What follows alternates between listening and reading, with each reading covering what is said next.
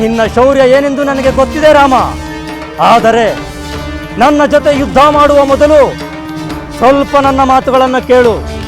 ಆಮೇಲೆ ನನ್ನೆದುರು ಯುದ್ಧ ಮಾಡದೆ ಖಂಡಿತ ಹಿಂದಿರುಗಿ ಹೋಗುವೆ. ಹೌದೇನು? ಮಾತಿನ ಬಾಣಗಳನ್ನೆಸೆದು ಜೀವವನ್ನು ಉಳಿಸಿಕೊಳ್ಳಲು ಪ್ರಯತ್ನಿಸುತ್ತಿರುವೆಯಾ? ಅದಂತೂ ಸಾಧ್ಯವಿಲ್ಲ. ನಿನ್ನ ಪ್ರಾಣ ಹೋಗುವುದು ಖಚಿತ. ಸ್ವಲ್ಪ ಸಮಯ ಮುಂದಾಗಬಹುದಷ್ಟೇ. ಅದೇನು ನಿನ್ನ ವಿಚಾರ? ಹೇಳು. ಪರಶುರಾಮ, ನೀನು ಹರಿಯ ಅಂಶದವನು, ಜಿತೇಂದ್ರಿಯ. ಧರ್ಮವನ್ನು ತಿಳಿಸಿಕೊಡುವ ಗುರುಗಳಿಗೂ ನೀನು ಪರಮಗುರು. ಜೊತೆಗೆ ಬ್ರಾಹ್ಮಣ ಮತ್ತು ಮುನಿ, ಯೋಗಿ. ಬ್ರಾಹ್ಮಣನೆಂದರೆ ಸ್ವಧರ್ಮದಲ್ಲಿ ನಿರತನಾಗಿದ್ದು ಕರ್ಮದಿಂದ ಜ್ಞಾನಾರ್ಜನೆ ಮಾಡಿ ಸದಾ ಪರಬ್ರಹ್ಮನನ್ನು ಧ್ಯಾನಿಸುತ್ತಿರಬೇಕು. ನನಗೆ ನೀನು ಧರ್ಮೋಪದೇಶ ಮಾಡುತ್ತಿರುವೆಯಾ? ನೀನು ಈಗ ನಡೆದುಕೊಳ್ಳುತ್ತಿರುವ ವರ್ತನೆಯನ್ನು ಕಂಡು ಅದನ್ನು ಹೇಳಲೇಬೇಕಾಗಿದೆ. ಮುನಿ ಎಂದರೆ ಸದಾ ಮೌನದಲ್ಲಿ ತತ್ವಮನನ ಮಾಡುತ್ತಾ ಸಂದರ್ಭ ಬಂದಾಗ ಮಿತವಾಗಿ ಮಾತನಾಡಬೇಕು. ಯೋಗಿಯಾದವನು ಮಣ್ಣು ಬಂಗಾರಗಳಲ್ಲಿ, ಮನೆ ಕಾಡುಗಳಲ್ಲಿ, ಕೆಸರು ಶ್ರೀಗಂಧಗಳಲ್ಲಿ ಸಮಾನ ಭಾವನೆ ಹೊಂದಿರಬೇಕು. ಬ್ರಾಹ್ಮಣನಿಗೆ ತಪಸ್ಸೇ ಕಾಮಧೇನು, ಅವನು ಸದಾ ಅದರಲ್ಲೇ ಮಗ್ನನಾಗಿರಬೇಕು. ನನಗೆ ಇಷ್ಟೆಲ್ಲ ಹೇಳುತ್ತಿರುವ ನೀನು ಹೇಗಿರಬೇಕೆಂದು ನಿನಗೆ ಗೊತ್ತಿದೆಯಾ? ಗೊತ್ತಿದೆ ಪರಶುರಾಮ. ಕ್ಷತ್ರಿಯರು ನಿಮ್ಮಂತಲ್ಲ, ಅವರಿಗೆ ಅಧಿಕಾರದ ಆಸೆ ಇರುತ್ತದೆ, ಇರಬೇಕು. ಅವರು ತಪಸ್ಸನ್ನು ಬಯಸುವುದು ಯೋಗ್ಯವಲ್ಲ.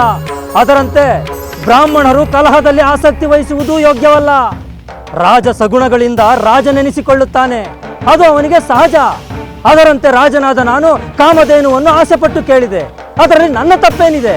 ಹಸಿದು ಬಂದ ನಿನಗೂ ನಿನ್ನ ಪರಿವಾರಕ್ಕೂ ನನ್ನ ತಂದೆಯ ಕಾಮಧೇನುವಿನಿಂದಲೇ ಸತ್ಕಾರ ಮಾಡಿದರಲ್ಲವೇ? ಹೌದು, ಅದು ನಿಜ.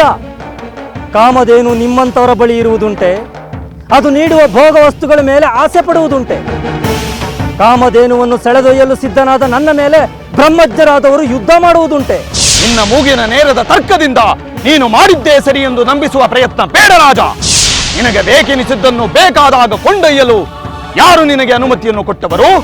ಹಾಗೆಂದು ನಿನ್ನ ತಂದೆ ನನ್ನ ಕಡೆ ಅಸಂಖ್ಯಾತ ಸೈನ್ಯವನ್ನು ಕೊಲ್ಲಲು ಸಿದ್ಧನಾದಾಗ ನಾನು ಸುಮ್ಮನಿರಬೇಕಾಗಿತ್ತೆ?